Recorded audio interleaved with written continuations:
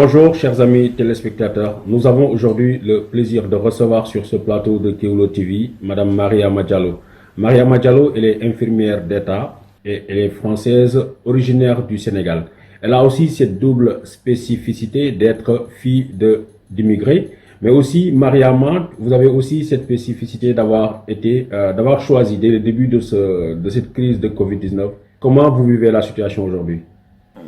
Alors, Babacar, je vous salue et vous remercie pour cette invitation. Effectivement, je suis née ici en France, diplômée d'état infirmier. J'exerce ici en France en tant qu'infirmière, mais dans différentes activités. J'étais au Sénégal il y a peu de temps pour des raisons d'ordre privé et suis rentrée lundi. Donc, depuis mon retour, je suis confinée comme tous les Français ici en France. Et vous avez aussi cette spécificité d'être professionnel de la santé. Et vous avez été, pendant le mois dernier, vous avez été le témoin du balbutiement de la riposte du gouvernement sénégalais face à cette situation. Comment l'avez-vous vécu? Écoutez, il y a eu beaucoup de débats autour de la prise en charge, en tout cas de l'organisation du gouvernement sénégalais autour du Covid, puisque le premier cas a été déclaré le 2 mars au Sénégal. S'en est suivi différentes mesures jusqu'à la sortie du président stipulant que tous les espaces aériens étaient fermés, les frontières, le couvre-feu ainsi que les régions. Donc je trouve que ce sont des très bonnes mesures dans le sens où le Sénégal n'a pas intérêt, en tout cas n'a pas intérêt d'avoir un nombre de cas très élevé.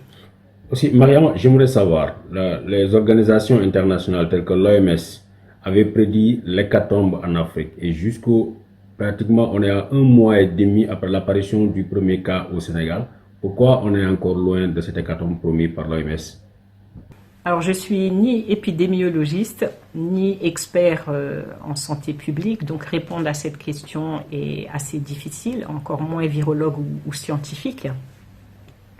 Il y a un grand débat à ce sujet-là, à savoir pourquoi en Afrique le virus n'est pas aussi virulent pour le moment comme il a pu l'être en France ou dans les pays d'Europe où nous avons un climat qui est complètement différent.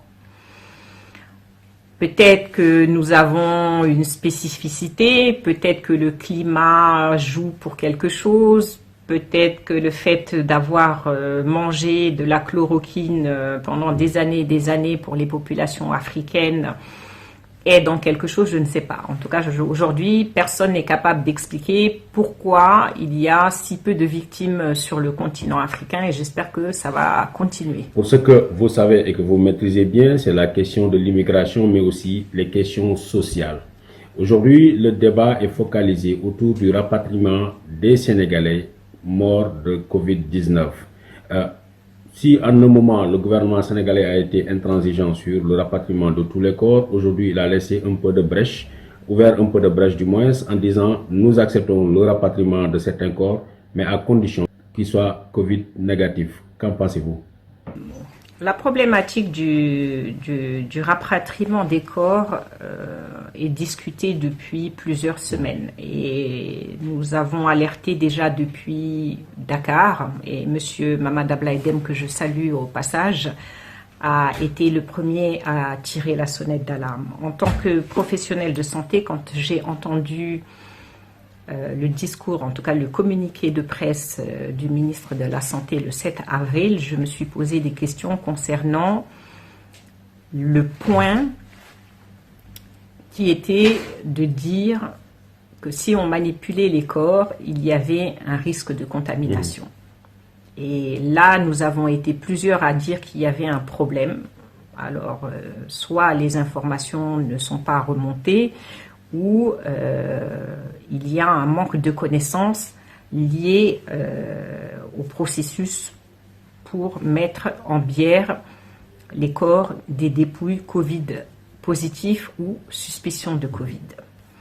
Donc cela a été aussi sujet à discussion en France, puisque au départ, il était interdit aux familles de toucher les corps, de voir les corps, puisqu'il y avait une mise en bière immédiate, et ça a fait un tollé ici. Le Haut Conseil de santé publique a réétudié la situation et a accepté finalement que les personnes soient vues par les membres de leur famille avant d'être mis dans un sac, que celui-ci pouvait être ouvert jusqu'à hauteur de 10 cm pour que le visage apparaisse, que le sac ensuite devait être décontaminé, mis dans un cercueil hermétique pour ceux qui partent ailleurs, plus une mise en bière, c'est-à-dire dans un cercueil en bois.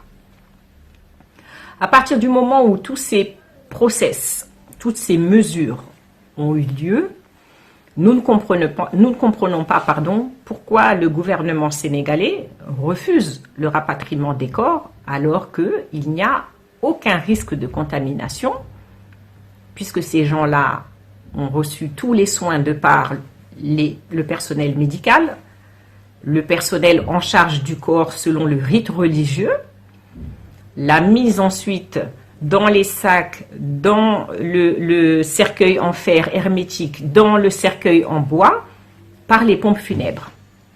Donc, à partir du moment où ce cercueil arrive dans cet état-là, qu'il y a comme consigne de ne pas l'ouvrir et que les gens doivent être enterrés avec, ça ne sera pas, et ça n'a jamais été une première pour le Sénégal. Il y a d'autres personnes qui rentrent au pays avec d'autres pathologies, d'autres difficultés liées peut-être à des accidents de la voie publique qui sont mis dans des cercueils en fer, dans des cercueils en bois et qui sont enterrés avec. Donc nous ne comprenons pas la décision du ministère de la Santé qui dit qu'il a vu ça avec son staff. Nous ne comprenons pas non plus la sortie du ministre de l'Intérieur qui a suivi derrière avec un communiqué et un arrêté qui disait que les corps sans vie pouvaient circuler à l'intérieur du pays sans préciser s'ils étaient Covid positifs ou Covid négatifs. Et par la suite, 2 jours plus tard, nous avons une communication du ministre des Affaires étrangères qui nous dit qu'il y a une possibilité de rapatrier les corps Covid négatifs, sachant que si quelqu'un meurt, aujourd'hui, je ne pense pas qu'on va mettre sur le certificat qu'il est mort d'un arrêt cardiaque, d'un anévrisme ou d'une autre pathologie, mais qu'on mettra suspicion de Covid puisque on ne teste pas les personnes décédées. On ne teste pas les dépouilles. Donc quand on prend en charge une dépouille, on la prend en charge de la même manière qu'on prendrait en charge un Covid positif. Donc si on dit une suspicion de Covid ou un Covid positif, il est traité de la même manière. J'aimerais juste préciser à ce niveau-là que actuellement toutes les personnes décédées en France ont sur le certificat de genre de mort suspicion de Covid-19. Si elles ont la suspicion de Covid-19 et qu'on a dit qu'on rapatriait les corps sans suspicion ou sans Covid, c'est-à-dire qu'aujourd'hui le gouvernement refuse de prendre ces gens-là. Donc, on refuse de prendre les personnes. On apprend aujourd'hui qu'en Italie, des Sénégalais, suspicion de Covid et voire même Covid positif, d'après nos informations, ont réussi à embarquer dans des cargos et ont atterri au Sénégal. Si cette information s'avérait vraie, cette mesure ne tient plus. C'est-à-dire que bien sûr, ça veut dire que si ça s'avère être vrai, c'est que la mesure ne tient plus. Si elle tient, il faut se poser des questions. Parce que l'argument du gouvernement était de dire qu'il y a un risque de contamination. Mais à partir du moment où, comme je l'ai dit tout à l'heure, et comme nombreux ont été à le dire, à l'écrire, à le documenter, à le crier dans les réseaux sociaux, il n'y a pas de risque de contamination si on n'ouvre pas ce cercueil, si on ne touche pas ces corps. Mais Mariama, je crois avoir lu quelque part qu'on disait que les corps de personnes décédées après plus de 6 heures ne peuvent plus être contagieux. Alors ça, il n'y a pas de certitude. C'est vrai que c'est documenté. On nous dit qu'à partir de 6 heures de temps, il n'y a pas de risque de dégager le virus par voie orale, par les aérosols, mais il n'y a pas de certitude. Donc on ne peut pas confirmer aujourd'hui et dire qu'un corps au bout de 6 heures, il ne dégage plus rien. Au-delà de cet aspect, les morts sont partis, mais les vivants derrière continuent de souffrir atrocement. Nous avons eu à Kewoulo le témoignage extraordinairement terrifiant de Madame Bass.